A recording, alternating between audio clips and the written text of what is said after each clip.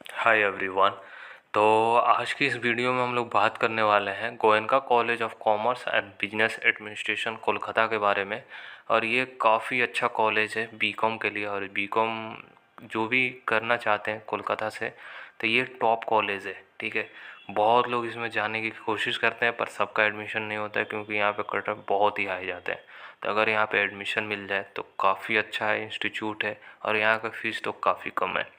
इतनी कम फीस है कि आप मतलब पूरे इंडिया में इतनी कम फीस नहीं है, और फैकल्टी टॉप नॉच की फैकल्टी यहाँ पे मिलने वाली है। और इसी के बारे में हम लोग बात करने वाले हैं। ठीक है, अगर जो लोग विदाउट मैथ से बीकॉम ऑनर्स करना चाहते हैं तो ये कॉलेज आपके लिए। जैसे सेंट जेवियर्स में मैथ कंपलसरी कर दिया गया है। बहुत लोग बोल रहे हैं कि मेरे पास मैथ है नहीं, मेरे कॉलेज में स्कूल में पढ़ाया नहीं गया, वहाँ पे नहीं होता है। तो उनके लिए ये कॉलेज है, और ये कॉलेज काफ़ी अच्छा, अगर आपके पास अच्छा परसेंटेज है तो डेफिनेटली यहाँ पे अप्लाई कर सकते हो। तो आइए इन्हीं के बारे में हम लोग बात कर लेते हैं, बीकॉम ऑनर्स कोर्सेज़ के बारे में। और यहाँ पे इस कॉलेज में सिर्फ एक ही कोर्सेज होता है यूजी का, बीकॉम ऑनर्स। उसके बाद पीजी में आपको एमबीए ही करवाया जाता है। ठीक है, तो बीकॉम का काफ़ी यहाँ पे बोलबाला है, तो इसी के बारे में हम लोग कवर करने वाले हैं 2024 का एडमिशन प्रोसेस से रिलेटेड। हालांकि अभी एडमिशन स्टार्ट नहीं हुआ है, वो भी हम लोग जान लेंगे कब आपका एडमिशन स्टार्ट होगा। चलिए बिना किसी देरी के साथ हम लोग वीडियो को शुरू करते हैं। ठीक है, ये बीकॉम ऑनर्स एडमिशन से रिलेटेड हम लोग प्रोसीजर का पूरा डिटेल हम लोग समझने वाले हैं, क्या प्रोसीजर रहने वाला है एडमिशन का। तो इस वीडियो में हम लोग क्या क्या टॉपिक कवर करने वाले हैं ये आप समझ लीजिए। एडमिशन प्रोसेस कैसे होता है, मेरिट बेस होगा या एंट्रेंस बेस होगा। ठीक है, उसमें अप्लीकेशन फ़ीस क्या देना होता है। ठीक है, उसमें वो सारे चीज़ों को कवर कर लेंगे। उसके बाद इनटेक कैपेसिटी कितनी है इस कॉलेज की, उसके बारे में हम लोग कवर कर लेंगे। फीस स्ट्रक्चर के बारे में कवर कर लेंगे। एलिजिबिलिटी क्राइटेरिया जो सबसे मेन पोर्शन होता है किसी भी कॉलेज में एडमिशन लेने से पहले, तो उनके बारे में हम लोग कवर कर लेंगे। और एडमिशन कब स्टार्ट होगा 2024-25 का, तो उनके बारे में हम लोग कवर कर लेंगे। तो चलिए वन बाय वन सारी चीज़ों को हम लोग जानने की कोशिश करते हैं। तो एडमिशन प्रोसेस जो बीकॉम ऑनर्स का होने वाला है कुछ ऐसा होने वाला है। ठीक है, एडमिशन यहाँ पे टोटली मेरिट बेस होगा, कोई आपको एंट्रेंस नहीं देना होगा। सिर्फ क्लास 12 का आपको जो पेपर होगा उसी के पेपर के अकॉर्डिंग ये लोग कैलकुलेट करेंगे। ठीक है, आपका जितना अच्छा परसेंटेज रहेगा उतना अच्छा आपका एडमिशन हो सकता है, उतना जल्दी आपका एडमिशन हो सकता है, ये ध्यान रखिए। यहाँ पे काफ़ी लोग अप्लाई करते हैं, और कोलकाता में काफ़ी फेमस है। कोलकाता का मोस्ट ऑफ द स्टूडेंट यहाँ पे अप्लाई करते हैं, और ज़्यादातर जो सीएस करते हैं वो तो अप्लाई करते ही करते हैं। तो ये ध्यान रखिएगा, अगर आपको अप्लाई करना है तो कर सकते हो, अगर आउटसाइडर हो आप भी कर सकते हो, उसमें कोई दिक्कत नहीं है। सबके लिए एक एज ए कॉमन फॉर्म ये लोग रिलीज करेंगे, उसी में आपको फॉर्म फिलअप करना पड़ेगा। एक डेडलाइन देंगे वो लोग, और डेडलाइन के अंदर आपको फिलअप करना पड़ेगा। उसके बाद टाइम टू टाइम ये लोग मेरिट निकालते रहेंगे। ठीक है, ये ध्यान रखिएगा। यहाँ पे कोई इंट्रेंस नहीं होगा, बहुत सारे जगह पे इंट्रेंस से भी करवाया जाता है। ठीक है, पर यहाँ पे कोई इंट्रेंस नहीं करवाया जाएगा। ठीक है, जो लोग दिल्ली यूनिवर्सिटी में जाते हैं वहाँ पे आपका इंट्रेंस देना होता है बीकॉम ऑनर्स कोर्सेज़ के लिए, पर यहाँ पे कोलकाता में मोस्ट ऑफ द कॉलेजेस जो है वहाँ पे इंट्रेंस नहीं होता है, टोटली मेरिट बेस्ड एडमिशन होता है। ठीक है, ये आपको एकदम मतलब नॉर्मल प्रोसीजर रहता है, और आपको आपके लिए भी सहूलियत रहता है। इंट्रेंस रहेगा तो आपको फिर एग्जामिनेशन का प्रिपरेशन करना, अभी बोर्ड के पेपर दिया वगैरह वगैरह। ठीक है, अब इंट्रेंस एग्जामिनेशन यहाँ पे नहीं होगा। ठीक है, टोटली मेरिट बेस होगा। यहाँ पे एप्लीकेशन फ़ीस भी 1 रुपया आपका एप्लीकेशन फ़ीस नहीं लगने वाला है। ठीक है, जो आपका फ़ीस लगेगा जब आपका एडमिशन हो जाएगा, वहाँ पे जो भी अमाउंट कॉलेज की तरफ से बताया जाएगा, ये लोग जो सेमेस्टर या पर एनम जो भी फ़ीस बताएंगे, पर एनम ही यहाँ पे फ़ीस लगता है, तो वो फ़ीस आपको जमा करना होगा। वो लोग जब फर्दर इन्फॉर्मेशन आएगा, जब आपका सिलेक्शन वगैरह होगा, उसमें वो लोग बता देंगे। तो वो बात की बात है, उसमें हम लोग कवर करेंगे। और बेफिक्र रहिए, यहाँ पे मैं अपडेटेड हूँ, जो भी अपडेट आते रहेगा मैं आपके लिए डेफिनेटली बताते रहूँगा। ठीक है, होप ये चीज़ें क्लियर हो चुकी है। अब बात किया जाए intake capacity and fees structure के बारे में। ठीक है, तो यहाँ पे टोटल इनटेक कैपेसिटी है 549 सीट। ठीक है, बोथ बॉयज़ एंड गर्ल्स के लिए है। तो ये कोएड कॉलेज है, एक फुल फ्लेज चलता है कॉलेज, इसमें कोई मॉर्निंग इवनिंग नहीं है, एक नॉर्मल सा फुल फ्लेज कॉलेज चलता है। ठीक है, ये ध्यान रखिएगा। और फीस स्ट्रक्चर यहाँ पे 1300 है पर एनम। ठीक है, अकॉर्डिंग टू लास्ट ईयर। तो मेरे हिसाब से ज़्यादा से ज़्यादा इंक्रीज होगा तो 1500 रहेगा पर एनम, उससे ज़्यादा इंक्रीज नहीं होने वाला है। ठीक है, तो पर एनम इतना ही रहने वाला है। काफ़ी कम फीस है, इतनी कम फीस आपका कहीं नहीं मिलने वाला है। और फीस ऐसा नहीं है कि फ़ीस यहाँ पे कम है तो ये आपका जो भी फैकल्टी है वो अच्छे नहीं होंगे। फैकल्टी काफ़ी अच्छे हैं। ये गवर्नमेंट कॉलेज है, ये ध्यान रखिएगा। बंगाल के अंदर गवर्नमेंट ऑफ वेस्ट बंगाल के अंदर में ये कॉलेज आता है, तो इसलिए यहाँ पे फीस कम है और काफ़ी अच्छा इंस्टीट्यूट है। ठीक है, इंफ्रा भी अलग ही लेवल का है, ये ध्यान रखिएगा। तो आइए अब हम लोग एडमिशन क्राइटेरिया से रिलेटेड बात कर लेते हैं। इसमें आपका एलिजिबिलिटी क्राइटेरिया भी आ जाएगा और बीकॉम का क्या क्या सिलेबस रहता है, आपको फर्दर आपका जो भी जब पढ़ने जाइएगा वो रहता है, और क्लासेस कब से स्टार्ट होता है उसके बारे में हम लोग बात कर लेंगे। एप्लीकेशन फॉर्म कब से स्टार्ट होगा वो भी हम लोग बात कर लेंगे।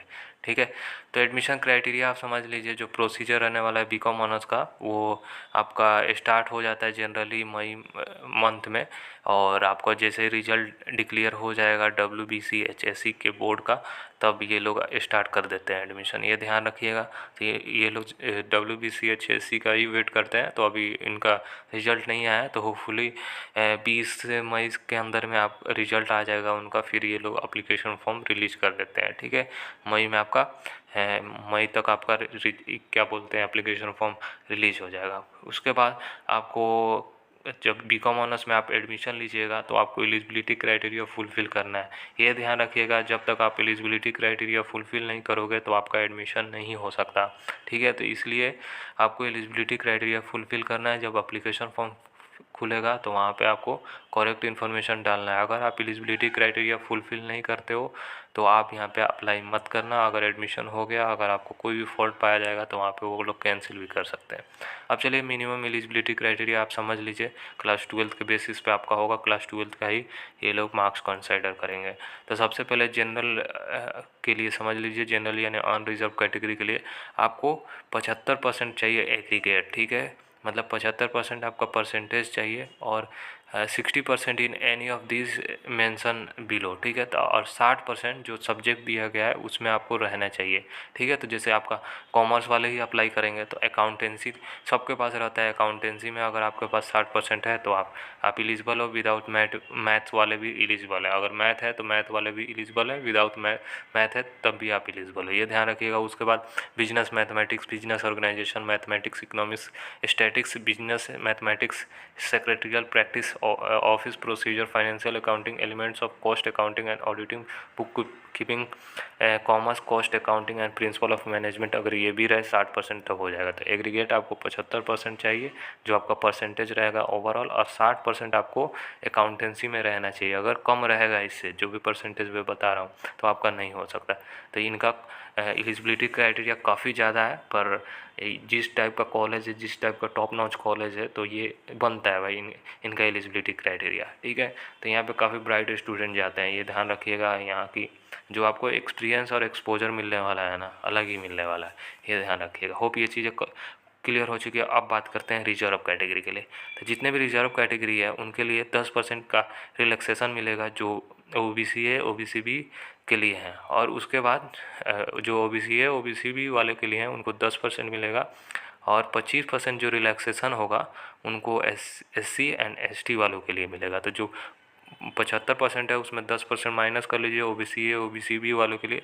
अब 75 में अगर जिनका 25% इसमें माइनस कर लिए SC ST, अगर जो 50% भी अगर आपका नंबर है उसमें हो जाएगा। और जो सब्जेक्ट मैंने बताया जैसे 60% है तो 60 का आपका जो भी 25% उसमें माइनस कर लीजिएगा। ठीक है, 25% माइनस कर लीजिएगा। ठीक है, जैसे 75 का 25% जो भी होगा कर लीजिएगा, 50 नहीं होगा थोड़ा सा ज़्यादा होगा। ठीक है, वो आप अपने हिसाब से कैलकुलेट कर लीजिएगा, मैं वहाँ पर थोड़ा सा गलत बोल दिया, ये ध्यान रखिएगा। ठीक है, 3% जो रहेगा वो आपका जो सीट है वो रिजर्व कैटेगरी जो PWD कैंडिडेट है उनके लिए रहेगा। और आपका जो 3% जो इसमें से सीटें रहेगा 549 में 3% जो रहेगा रिजर्व और PWD कैंडिडेट का जो रहेगा, और 5% रिलैक्सेशन रहेगा मार्क्स में। ठीक है, तो 5% उसमें रिलैक्सेशन मिलेगा, 3% सीट रिजर्व रहेगा, ये ध्यान रखिएगा। ठीक है, ये गवर्नमेंट रूल के हिसाब से ये लोग करेंगे, और आपको पास होना पड़ेगा। ठीक है, जो भी 5 सब्जेक्ट आप दिए रहेगा सब में पास होना पड़ेगा, ये ध्यान रखिएगा। किसी में कंपार्टमेंट लग गया तो आप अप्लाई नहीं कर सकते हो।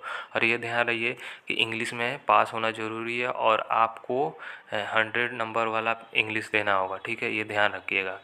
To given preference for morning और डे सेक्शन मेंशनिंग, ये ध्यान रखिएगा। ठीक है, तो उसके बाद वन और two all the admission related information on the college website. और एडमिशन से रिलेटेड आपको मतलब देखना है इन्फॉर्मेशन तो कॉलेज के वेबसाइट पे www.goenkacollegeadmission.com पे आप देख सकते हो। नंबर सीट है 549 reservation as per government rule जो मैं बताया वही है, ठीक है। तो अब क्लासेस आपका कब से स्टार्ट होता है, तो हर साल आपका जुलाई में क्लासेस स्टार्ट हो जाता है न्यू वालों के लिए। तो मेनली आपके पास अभी मई है, जून है, जून तक आपका पूरा मतलब प्रोसीजर चलने वाला है। जुलाई में ये लोग डेट देंगे कब से आपका स्टार्ट होगा। होप ये चीज़ें क्लियर हो चुकी है। अब बात कर लेते हैं कि आपका जो बीकॉम का सिलेबस है उनके बारे में हम लोग बात कर लेते हैं। तो यहाँ पे बीकॉम पे क्लिक कीजिएगा तो सिंपल सा आपको एक खुलेगा, मैं दिखा देता हूँ। अभी रिजल्ट नॉट फाउंड आ रहा है, ठीक है। ये लोग अभी अपडेट नहीं किए हैं, तो जो आएगा अपडेट मैं बता दूंगा, ठीक है। अभी मैं यहाँ पे आ रहा था क्लिक पर, यहाँ पे इन्फॉर्मेशन नहीं आ रहा है, पर इतना आपके लिए जो इन्फॉर्मेशन है इनफ है, ठीक है। बीकॉम के लिए जो लोग कर रहे हैं आपको क्लियरिटी हो गया। अब जब कॉलेज में जाइएगा तो आपको सिलेबस वो लोग दे ही देंगे, ये ध्यान रखिएगा। होप एलिजिबिलिटी समझ में आ चुका है। एक बार मैं आपको ओवरव्यू बता देता हूँ, ठीक है। ऑन रिजर्व कैटेगरी के लिए 75% एग्रीगेट चाहिए, 60% आपको अकाउंटेंसी और रिलेटेड जो सब्जेक्ट इसमें आपका रहना चाहिए। अगर आप रिजर्व कैटेगरी से हो, ओबीसी है, ओबीसी बी से हो, तो इसमें 10% का रिलैक्सेशन मिलेगा। जो परसेंटेज ऊपर मैंने बताया है 75-60, उसमें से 10% माइनस कर लीजिएगा, हो जाएगा। और 25% अगर SC ST से हो तो 25% आपको उसमें रिलैक्सेशन मिलेगा। 3% जो सीटें रहेंगी वो PWD वालों के लिए रिजर्व रहेंगे, और 5% मार्क्स रिलैक्सेशन वहाँ पे मिलेगा गवर्नमेंट रूल के हिसाब से, ठीक है। आपको क्लास 12 में पास होना ज़रूरी है, कंपार्टमेंट रहेगा तो नहीं आप एलिजिबल हो, चाहे फेल हो तो नहीं एलिजिबल हो, ये ध्यान रखिएगा। आपको इंग्लिश के 100 नंबर मार्क्स आपको देना कंपलसरी रहेगा, भले आप कितना हो उसमें गेन किए रहोगे वो मैटर नहीं करता, 100 नंबर वाला देना पड़ेगा, ये ध्यान रखिएगा, ठीक है। होप ये चीज़ें क्लियर हो चुकी है, ठीक है। अब सॉरी मैंने स्टार्टिंग में बोला था कि ये फुल फ्लेज क्या बोलते हैं, फुल फ्लेज एक कॉलेज है। इसमें डे मॉर्निंग इवनिंग नहीं होता है, पर इसमें मॉर्निंग और डे वाला सेक्शन इसमें मेरे हिसाब से चलता है। कॉलेज ने मेंशन कर रखा है, वहाँ पे थोड़ा सा आप ये कर लीजिएगा, करेक्ट मुझे कर लीजिएगा, ठीक है। और दूसरे साइड पे फुल फ्लेज बताया था तो मैं वहाँ से देखा था, फिर कॉलेज के वेबसाइट पे यहाँ पे थोड़ा सा इधर उधर हो गया। होप ये चीज़ें क्लियर हो चुकी है, फिर भी कोई कन्फ्यूजन हो तो ज़रूर बताइए। चलिए फिर मिलते हैं नेक्स्ट वीडियो में। Bye all of you.